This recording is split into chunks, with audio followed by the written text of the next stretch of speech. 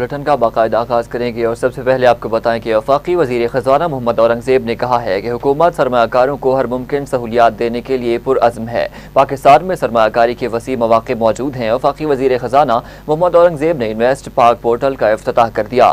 Invest پاک portal کے افتتاح کی تقریب سے خطاب کرتے ہوئے وزیر خزانہ محمد اورنگزیب نے کہا کہ انویسٹ پاک پورٹل کے افتتاح پر گورنر اسٹیٹ بینک کو مبارکباد دیتا ہوں۔ انویسٹ پاک پورٹل سرمایہ کاری کے نئے دور کا آغاز ہے۔ انہوں نے کہا ہے کہ انویسٹ پاک پورٹل کا مقصد ملک میں بیرونی سرمایہ کاری کو فروغ دینا ہے۔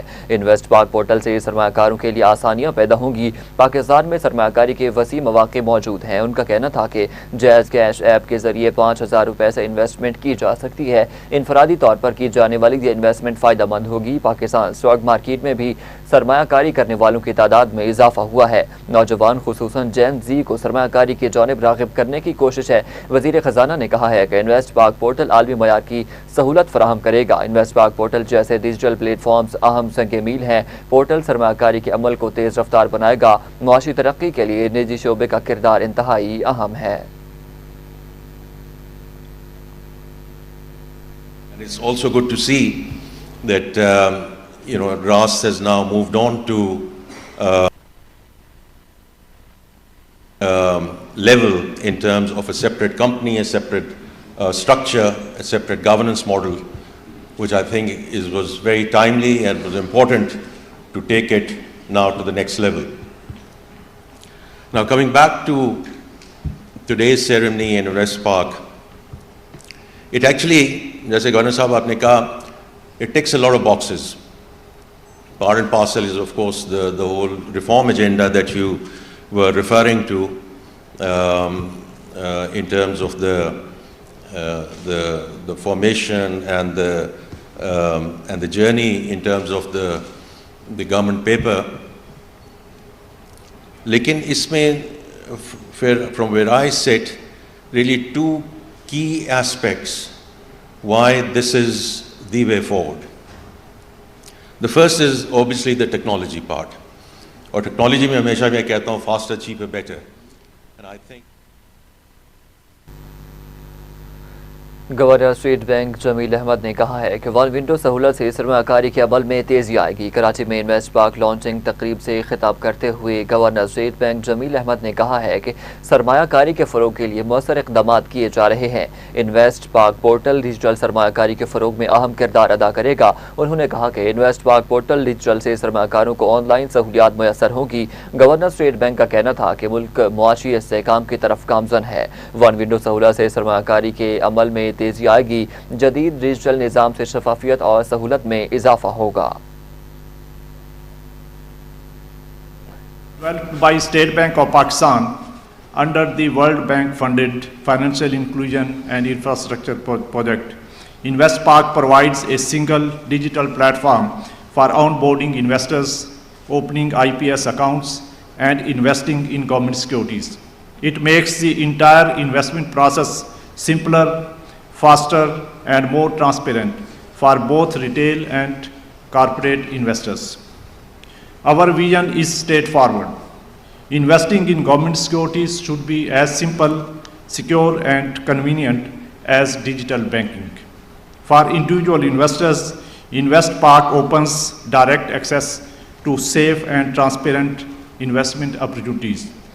For businesses, it offers an efficient solution for treasury and liquidity management.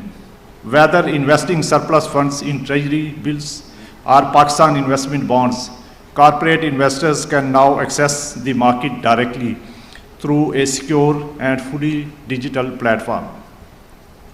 Ladies and gentlemen, technology alone does not transform markets.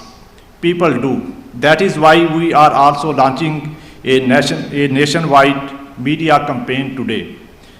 Through print, digital, and FM radio, we aim to increase awareness and encourage wide participation. آگے بڑھتے ہوئے آپ کو بتائیں کہ گلگت بلتستان کے نومنتخب وزیر اعلیٰ امجد حسین آج اپنے عہدے کا حلف اٹھائیں گے۔ پاکستان پیپلز پارٹی کے چیئرمین بلاول بھٹو زرداری حلف برداری کی تقریب میں شرکت کے لیے گلگت پہنچ گئے۔ حلف برداری کی تقریب چنار باغ میں ہوگی۔ کابینہ کی تشکیل کے لیے بلاول اور امجد حسین کی مشاورت سے ہوگی۔ واضح رہے کہ 7 جون کو ہوئے انتخابات میں اکثریت حاصل کرنے کے بعد پیپلز پارٹی نے استحکام پاکستان پارٹی کے ساتھ مل کر حکومت بنانے کا فیصلہ کیا تھا۔ پیپلز پارٹی کے رکن assembly Imran Nadeem speaker Gilgit Baltistan assembly منتخب ہوئے تھے اور پیپلز پارٹی کے صوبائی صدر بلا مقابلہ وزیر اعلیٰ گلگت بلتستان منتخب ہوئے۔ امجد حسین نے محرم الحرام کے احترام میں 14 محرم کے بعد حلف لینے کا فیصلہ کیا تھا۔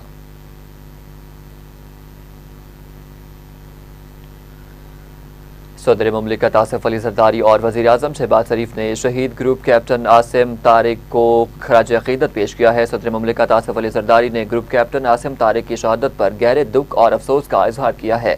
صدر مملکت نے کہا ہے کہ ایک بے گناہ خاتون کی جان بچانے کے لیے اپنی جان کا نذرانہ پیش کرنا اعلیٰ انسانی اقدار اور قومی خدمت کی روشن مثال ہے۔ انہوں نے شہید گروپ کیپٹن عاصم طارق کے اہل خانہ سے دلی تعزیت کا اظہار کرتے ہوئے ان کے لیے صبر جمیل کی دعا کی اور کہا کہ اسلام آباد کی اہم شاہراہ پر اس نوعیت کا واقعہ تشویش کا باعث ہے۔ ایسے واقعات کی مکمل روک تھام کو یقینی بنانا ضروری ہے۔ وزیر اعظم محمد شہباز شریف نے گروپ کیپٹن عاصم طارق کی شہادت پر گہرے دکھ اور افسوس کا اظہار کرتے ہوئے کہا کہ گروپ کیپٹن عاصم طارق نے خاتون کی جان اور عزت کے تحفظ کے لیے اپنی جان کا نذرانہ پیش کر کے بے مثال جرأت، بہادری اور فرض شناسی کی مثال قائم کی ہے۔ وزیر اعظم نے کہا ہے کہ قوم ایسے بہادر سپوتوں کی قربانیوں کو ہمیشہ قدر اور احترام کی نگاہ سے دیکھتی ہے۔ پوری قوم شہید کے اہل خانہ کے غم میں برابر کی شریک ہے۔ انہوں نے کہا کہ اللہ تعالیٰ شہید کے درجات بلند فرمائے، انہیں اپنے جوار رحمت میں اعلیٰ مقام عطا کرے اور لواحقین کو یہ صدمہ صبر اور استقامت کے ساتھ برداشت کرنے کی توفیق دے۔ وزیر اعظم نے متعلقہ حکام کو ہدایت کی ہے کہ واقعے کی مکمل اور شفاف تحقیقات کر کے ذمہ دار عناصر کو قانون کے مطابق سخت سزا دی جائے۔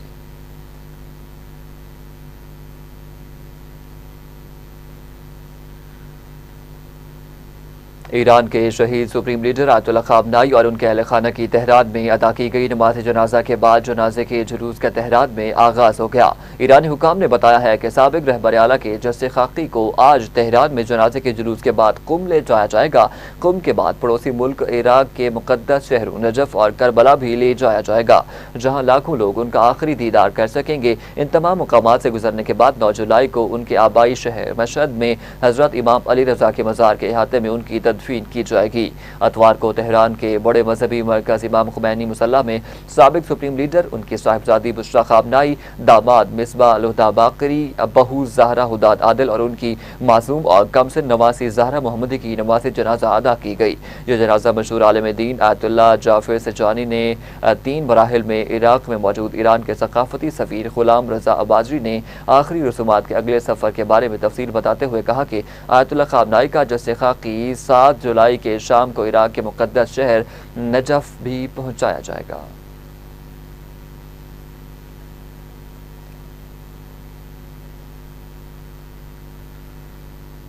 پاکستان میں ایران کے سفیر رضا امیری مقدم نے شہید ایرانی سپریم لیڈر علی خامنائی کے جنازے میں شرکت پر پاکستان سے اظہار تشکر کیا ہے۔ ایکس پر جاری بیان میں ایرانی سفیر نے کہا ہے کہ ایرانی حکومت عوام کی جانب سے شہید رہبر کے جنازے میں پاکستان کی شرکت پر شکریہ ادا کرتی ہے۔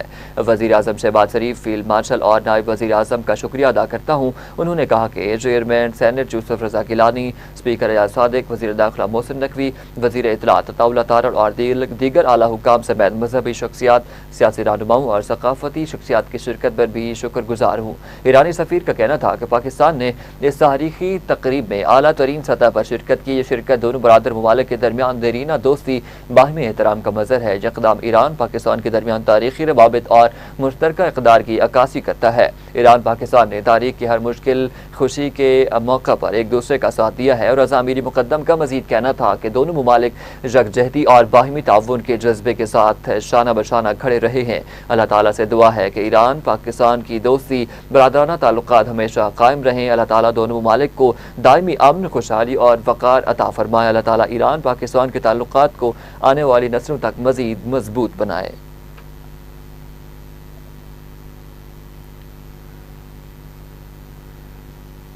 ایران کے آرمی چیف میجر جنرل امیر حاتمی نے کہا ہے کہ شہید سپریم لیڈر آیت اللہ خامنہئی کے قتل کے ذمہ داران کا تعاقب کیا جائے گا، وہ اپنے انجام سے نہیں بچ سکیں گے۔ ایک بیان میں ایران کے آرمی چیف نے کہا کہ شہید سپریم لیڈر نے عزت، آزادی اور قومی وقار کا راستہ متعین کیا ہے، جس پر ایران کی مسلح افواج پوری ثابت قدمی اور عزم کے ساتھ گامزن رہیں گی۔ جنرل امیر حاتمی نے مزید کہا کہ ایران کی مسلح افواج سپریم لیڈر آیت اللہ مجتبیٰ کی قیادت میں بغیر کسی ہچکچاہٹ کے اپنے فرائض انجام دیتی رہیں گی۔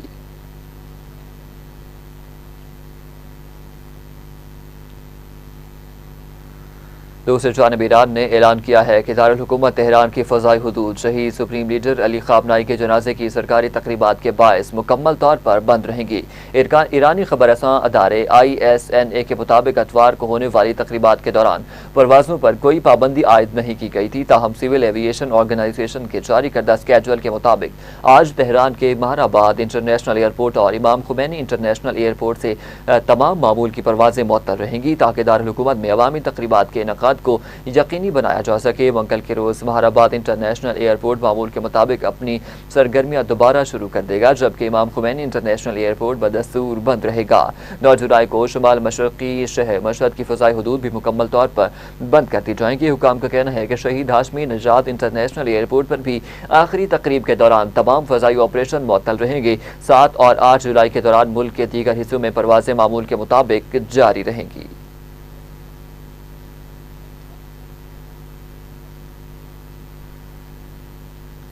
آگے بڑھتے ہوئے آپ کو بتائیں کہ حماس کی مشاورتی شورا کونسل کے سربراہ نے ایرانی پارلیمنٹ کے اسپیکر محمد باقر کالیباف سے ملاقات کی ہے، جس میں خطے کی صورتحال اور سفارتی امور پر تبادلہ خیال کیا گیا۔ ایرانی سرکاری خبر رساں ادارے ارنا کے مطابق محمد باقر کالیباف نے ملاقات کے دوران کہا، فوجی میدان میں حاصل ہونے والی کامیابیوں کے تحفظ کے لیے سفارتکاری کو بروئے کار لایا جانا چاہیے، تاہم اس کی پشت پر دفاعی صلاحیت بھی موجود ہونی چاہیے۔ انہوں نے کہا کہ امریکہ کے ساتھ مذاکرات میں ایران نے زور دیا کہ کسی بھی معاہدے میں خطے کے ممالک کے علاقائی خود مختاری اور ایران کی اتحادیوں کے خلاف فوجی کارروائیوں کے خاتمے کو شامل کیا جائے۔ رپورٹ کے مطابق جب ملاقات ایران کے سابق سپریم لیڈر کی نماز جنازہ کے موقع پر ہوئی، اس سے قبل حماس کے عہدیداروں نے ایرانی وزیر خارجہ عباس وراقچی سے بھی ملاقات کی تھی۔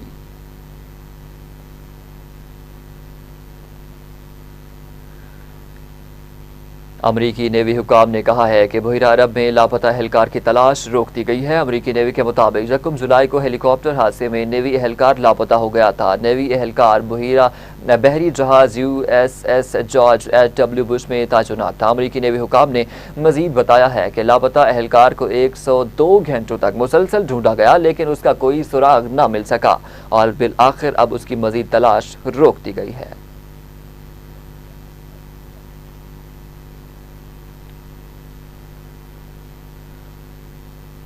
بلیٹن کے سلسلے کو آگے بڑھاتے ہوئے آپ کو بتائیں کہ سعودی عرب کے وزیر خارجہ شہزادہ فیصل بن فرحان آل سعود سے بحرین کے وزیر خارجہ عبداللطیف بن راشد نے ملاقات کی ہے، جس میں امریکہ اور ایران کے درمیان جاری مذاکرات سمیت خطے کی تازہ ترین صورتحال پر تبادلہ خیال کیا گیا۔ سعودی وزیر خارجہ کے دفتر کی جانب سے جاری بیان کے مطابق دونوں رہنماؤں نے امریکہ ایران مذاکرات کے عمل اور دیگر علاقائی پیش رفت کا بھی جائزہ لیا۔ خطے میں امن، سلامتی اور استحکام کے فروغ کے لیے دونوں ممالک کی جاری مشترکہ کوششوں پر بھی گفتگو کی گئی۔ بیان میں کہا گیا کہ دونوں وزرائے خارجہ نے آبدار ہرمز میں جہاز رانی کی آزادی اور محفوظ بحری آمد و رفت کی اہمیت پر بھی زور دیا اور اس کے تحفظ کے عزم کا اعادہ کیا۔ بیان کے مطابق ملاقات کے دوران علاقائی سلامتی کو درپیش چیلنجز اور ان سے نمٹنے کے لیے باہمی تعاون بڑھانے پر بھی اتفاق کیا گیا۔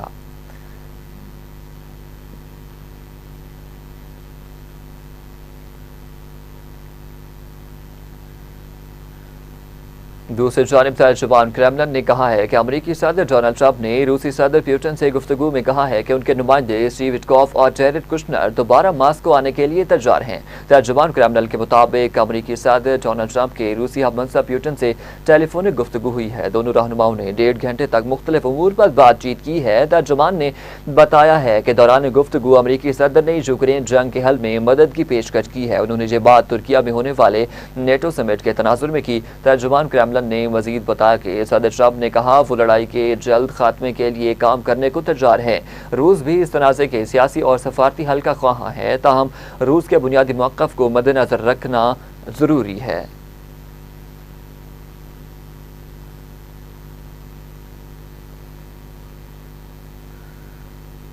ترجمان وائٹ ہاؤس نے کہا ہے کہ امریکی صدر ڈونلڈ ٹرمپ انقرہ میں نیٹو ممالک کے اجلاس میں شرکت کریں گے۔ جاری بیان میں ترجمان وائٹ ہاؤس کا کہنا ہے کہ صدر ٹرمپ نیٹو اجلاس کی سائیڈ لائن میں یوکرینی صدر زیلنسکی سے بھی ملاقات کریں گے۔ اس کے علاوہ ڈونلڈ ٹرمپ کی انقرہ میں شام کے صدر احمد الشرا سے بھی ملاقات ہوگی۔ نیٹو ممالک کا اجلاس 7 سے 8 جولائی کو ترکیہ کے شہر انقرہ میں ہو رہا ہے۔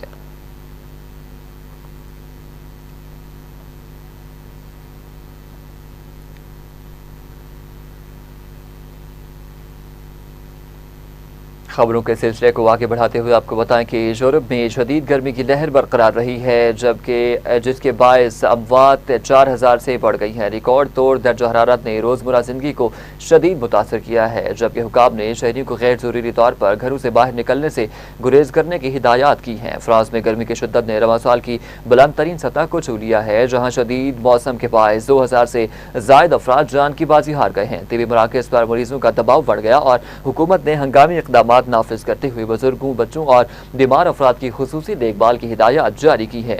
دوسری جانب اسپین اور بیلجیم میں بھی شدید گرمی تباہ کن ثابت ہوئی، جہاں 1000 سے زائد اموات رپورٹ کی گئی ہے۔ دونوں ممالک میں جنگلاتی آگ کے خطرات میں اضافہ ہو گیا، جبکہ کئی علاقوں میں صحت عامہ کے الرٹ جاری کر دیے گئے۔ ادھر برطانیہ میں بھی گرمی کی شدت برقرار ہے، جس کے پیش نظر محکمہ موسمیات نے تیسری ہیٹ ویو وارننگ جاری کر دی ہے۔ ماہرین نے خبردار کیا ہے کہ موسمیاتی تبدیلیوں کے باعث مستقبل میں اس نوعیت کی شدید گرمی کی لہریں مزید عام ہو سکتی ہیں، جس سے انسانی صحت، ماحول اور معیشت پر گہرے اثرات مرتب ہونے کا خدشہ بھی ظاہر کیا گیا ہے۔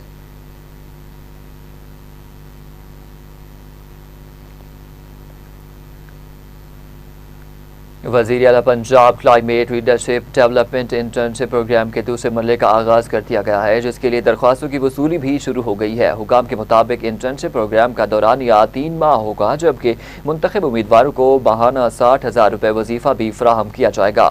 پروگرام کے شرکاء کو جدید لرننگ مینجمنٹ سسٹم کے ذریعے تربیت دی جائے گی، جبکہ اقوام متحدہ کے frame work convention on climate change کے سرٹیفکیشن بھی پروگرام کا حصہ ہوں گی۔ تربیتی پروگرام کے دوران ماحولیاتی پالیسی، کلائمیٹ کمیونیکیشن، پائیدار ترقی اور عملی منصوبوں پر خصوصی سیشنز کا انعقاد کیا جائے گا۔ اس کے علاوہ ماہرین کی نگرانی میں شرکاء سے کیپ سٹون پروجیکٹس بھی مکمل کرائے جائیں گے تاکہ انہیں عملی تجربہ حاصل ہو سکے۔ اسی حوالے سے مزید جانتے ہیں deputy bureau chief Lahore Asif Iqbal Chaudhry اس وقت ہمارے ساتھ لائن پہ موجود ہیں۔ جی آصف اقبال، بتائیے گا مزید کیا تفصیلات ہیں؟ ہاں جی بالکل، وزیر اعلیٰ پنجاب مریم نواز شریف نے کلائمیٹ لیڈرشپ ڈیولپمنٹ انٹرنشپ کے پروگرام کے دوسرے مرحلے کا آغاز جو ہے وہ کر دیا ہے، جس کے لیے درخواستوں کی وصولی بھی شروع ہو گئی ہے۔ حکام کے مطابق انٹرنشپ پروگرام کا دورانیہ 3 ماہ کا ہوگا، جبکہ منتخب امیدواروں کو ماہانہ 60,000 روپے وظیفہ جو ہے وہ بھی حکومت دے گی۔ پروگرام کے شرکاء کو جدید لرننگ مینجمنٹ سسٹم کے ذریعے تربیت دی جائے گی، جبکہ اقوام متحدہ کے frame work convention on climate change کے سرٹیفکیٹ بھی پروگرام کا حصہ ہوگی۔ تربیتی پروگرام کے دوران ماحولیاتی پالیسی، کلائمیٹ کمیونیکیشنز اور پائیدار ترقی اور عملی منصوبوں پر خصوصی سیشن کا انعقاد بھی کیا جائے گا۔ جی ٹھیک ہے، آصف اقبال چودھری آپ ہمیں تفصیلات سے آگاہ کر رہے تھے، بہت شکریہ۔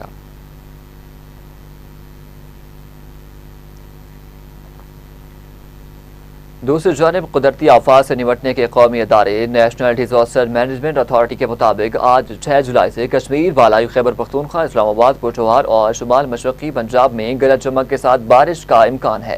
7 سے 10 جولائی کے دوران دریائے سندھ، جہلم، چناب، راوی اور ستلج کے بالائی منحقہ علاقوں میں وقفے وقفے سے بارش، جبکہ بعض مقامات پر موسلادھار بارش کا امکان ہے۔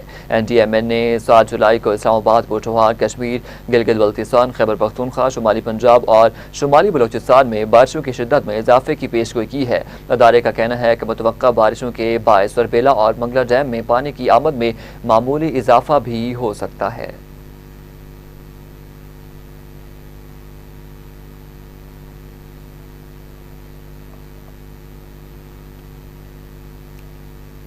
سروسز اکیڈمی کی پالیسی رپورٹ کے مطابق پاکستان میں 2.5 کروڑ بچے دہائیوں سے اسکول سے باہر ہیں، جس کی بنیادی وجوہات ناکافی فنڈنگ، غیر مربوط نظام اور کمزور طرز حکمرانی ہے۔ وفاقی حکومت کی جانب سے قومی تعلیمی ایمرجنسی کے اعلان کو 2 سال سے زائد عرصہ گزرنے کے باوجود پاکستان میں 2.5 کروڑ سے زائد اسکول سے باہر بچوں کو تعلیم کے دائرے میں لانے کی کوششیں بدستور گہرے ساختی مسائل، مسلسل مالی کمزوری، غیر مربوط انتظامی ڈھانچے، ناقص گورننس اور صوبوں کی غیر مساوی استعداد کے باعث مطلوبہ نتائج حاصل کرنے میں ناکام رہی ہے۔ آپ کو اپڈیٹ کر رہے ہیں کہ سروسز اکیڈمی کی پالیسی رپورٹ کے مطابق پاکستان میں 2.5 کروڑ بچے دہائیوں سے اسکول سے باہر ہیں، جن کی بنیادی وجوہات ناکافی فنڈنگ، غیر مربوط نظام اور کمزور طرز حکمرانی ہے۔ وفاقی حکومت کی جانب سے قومی تعلیمی ایمرجنسی کے اعلان کو 2 سال سے زائد عرصہ گزرنے کے باوجود پاکستان میں 2.5 کروڑ سے زائد اسکول سے باہر بچوں کو تعلیم کے دائرے میں لانے کی کوششیں بدستور گہرے ساختی مسائل، مسلسل مالی کمزوری، غیر مربوط انتظامی ڈھانچے، ناقص گورننس اور صوبوں کی غیر مساوی استعداد کے باعث مطلوبہ نتائج حاصل کرنے میں ناکام رہی ہے۔ اسی حوالے سے مزید جانتے ہیں نمائندہ لاہور نعیم انور اس وقت ہمارے ساتھ لائن پہ موجود ہیں۔ جی نعیم انور، بتائیے گا مزید کیا تفصیلات ہیں؟ ہاں جی بالکل جی، سول سروسز اکیڈمی کی جانب سے رپورٹ میں دہائیوں سے اسکول سے باہر بچوں بارے چشم کشا انکشافات کیے ہیں۔ سول سروسز اکیڈمی کی نئی پالیسی رپورٹ نے جہاں پاکستان میں 2 کروڑ 51 لاکھ سے 2 کروڑ 60 لاکھ بچوں کے باہر ہونے کے بارے میں بتایا ہے، وہیں پر 1990 سے لے کر 2010 تک academy of educational planning and management جیسے بنیادی اداروں کی کارکردگی اور ذمہ داریوں کا ذکر بھی کیا ہے، اور بچوں کے اسکول سے باہر رہنے کی وجوہات ناکافی فنڈنگ، کمزور طرز حکمرانی اور غیر مربوط تعلیمی نظام قرار دی گئی ہے۔ نئی رپورٹ جو کہ پاکستان ایڈمنسٹریٹو سروسز کیمپس میں 5 پالیسی انالیسز گروپس کی تیار کردہ ہے میں کہا گیا ہے کہ وفاقی حکومت کی جانب سے 8 مئی 2024 کو قومی تعلیمی ایمرجنسی کے اعلان کے باوجود جی ٹھیک ہے، بہت شکریہ نعیم انور، آپ ہمیں تفصیلات سے آگاہ کر رہے تھے۔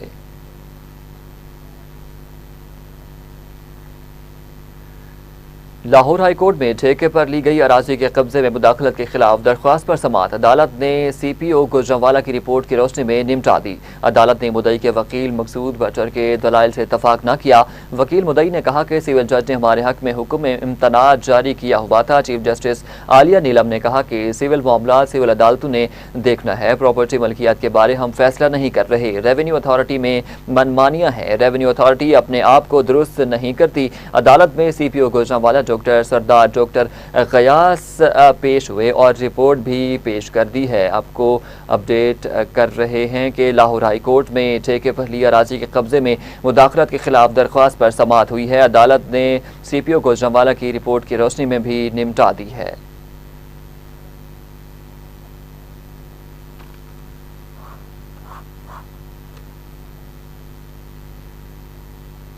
دوسری جانب شہر کراچی میں اسٹریٹ کرائم عروج پر ہیں، شہریوں کی جان و مال غیر محفوظ ہو گئے ہیں۔ پولیس جرائم کنٹرول کرنے میں مکمل طور پر ناکام نظر آ رہی ہے۔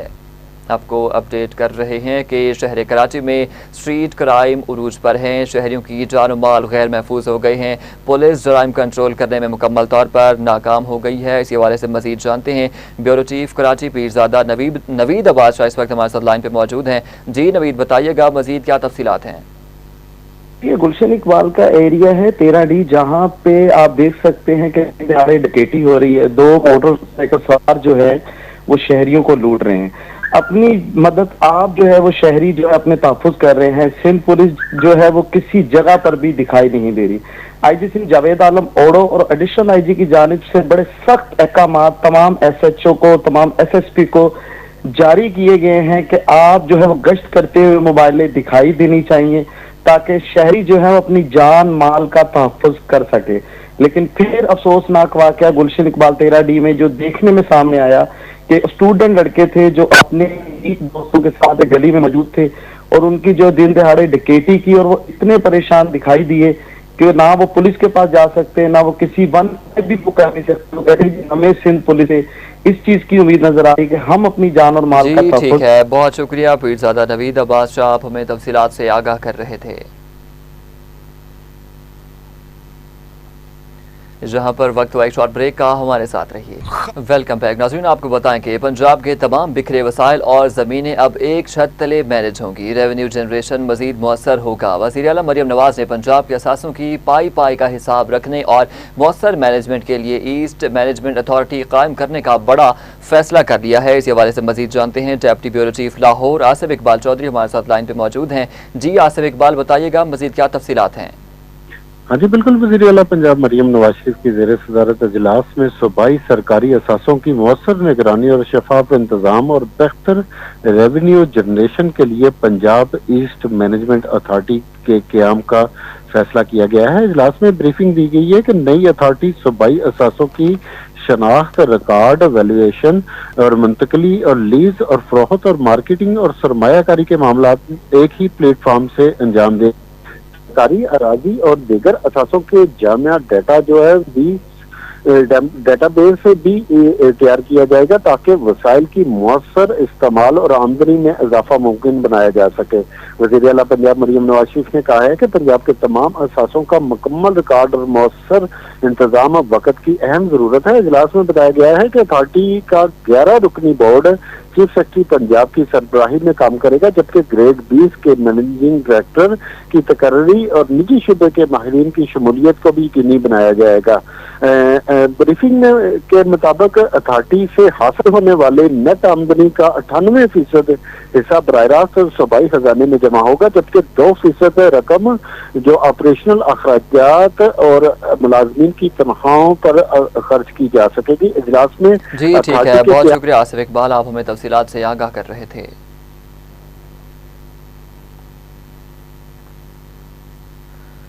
वज़ीर तालीम पंजाब राना सिकंदर हयात का मुस्तफाबाद के इम्तिहानी सेंटर्स गाहना और सूबे आसल के Nawaz Sharif schools of eminence का अचानक दौरा, इम्तिहानी अमल का जायजा लिया, तलबा से इम्तिहानी सेंटर से मुतल्लिका मसाइल भी दरियाफ्त किए हैं। वज़ीर तालीम ने QR कोड के जरिए उम्मीदवारों की शनाख्त भी चेक की है। वज़ीर तालीम ने फ़राइज़ सर अंजाम देने पर निगरान अमले की हौसला अफजाई भी की। राना सिकंदर हयात ने गाहना और सूबे आसल में Nawaz Sharif school of eminence का भी दौरा किया है। वज़ीर तालीम पंजाब ने कहा है कि Nawaz Sharif school of eminence में आलमी मयार की तालीमी सहूलियात फराहम की जाएंगी। स्कूल ऑफ एमिनेंस आलमी मयार के मुताबिक रोबोटिक्स, साइंसी और कंप्यूटर लैब्स, लाइब्रेरी और मेडिकल जैसी सहूलियात पर भी मुश्तमिल है। इस हवाले से मज़ीद तफसीलात जान लेंगे। नुमाइंदा लाहौर नईम अनवर हमारे साथ लाइन पर मौजूद हैं।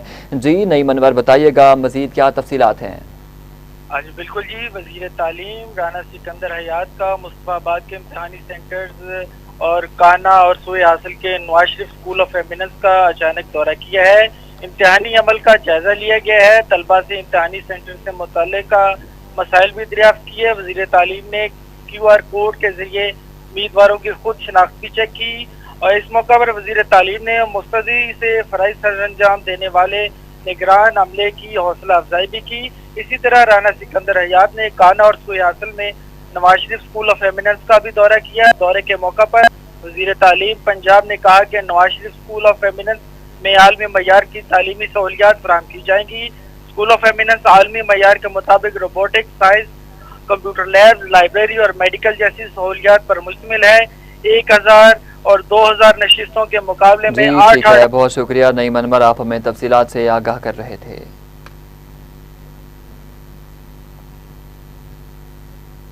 पाकिस्तान क्रिकेट बोर्ड ने नेशनल क्रिकेट अकेडमी में जदीद ट्रू मैन 3 बाउलिंग मशीन नस्ब कर दी है। इस हवाले से PCB का कहना है कि जदीद बाउलिंग मशीन खिलाड़ियों को मैच जैसी प्रैक्टिस फराहम करेगी।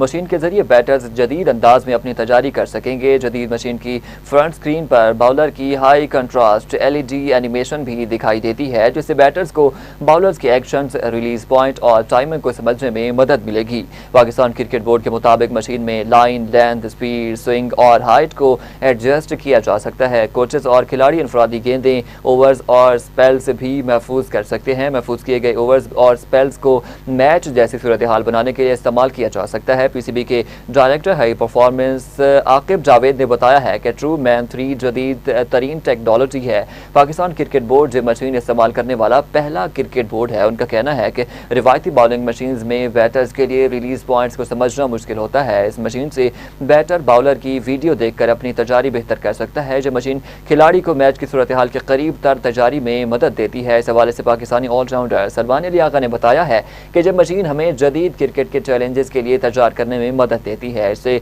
गेंद एक्शन के साथ नजर आती है, इसलिए टाइमिंग मैच ऐसी रखनी पड़ती है जो टेक्नोलॉजी बैटर्स की बेहतरी में अहम किरदार अदा करेगी।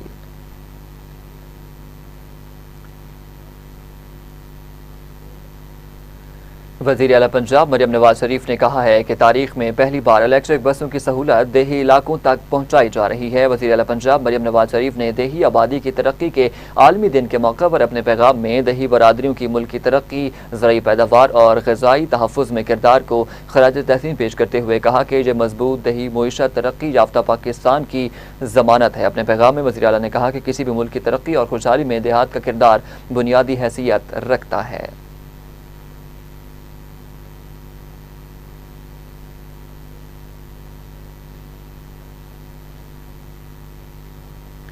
آگے بڑھتے ہوئے آپ کو بتائیں کہ لاہور سے فیصل آباد جانے والی مسافر بس میں اچانک آگ بھڑک اٹھی ہے۔ تاہم موٹر وے پولیس کی بروقت اور پیشہ ورانہ کارروائی کے باعث تمام مسافروں کو بحفاظت نکال لیا گیا ہے اور بڑے حادثے کو ٹال دیا گیا ہے۔ موٹر وے پولیس سینٹرل ریجن کے ترجمان سید عمران احمد کے مطابق بس کے پچھلے بائیں پنجوں کی جانب جام ہونے کے باعث آگ لگی ہے۔ واقعے کی اطلاع موٹر وے پولیس کی ہیلپ لائن 130 پر موصول ہوتے ہی اہلکار فوری طور پر جائے وقوع پہنچ گئے۔ ترجمان کے مطابق موٹر وے پولیس نے سب سے پہلے تمام مسافروں اور ان کے سامان کو محفوظ مقام پر منتقل کیا، جس کے بعد فائر ایکسٹنگوشر کی مدد سے آگ پر قابو پا لیا۔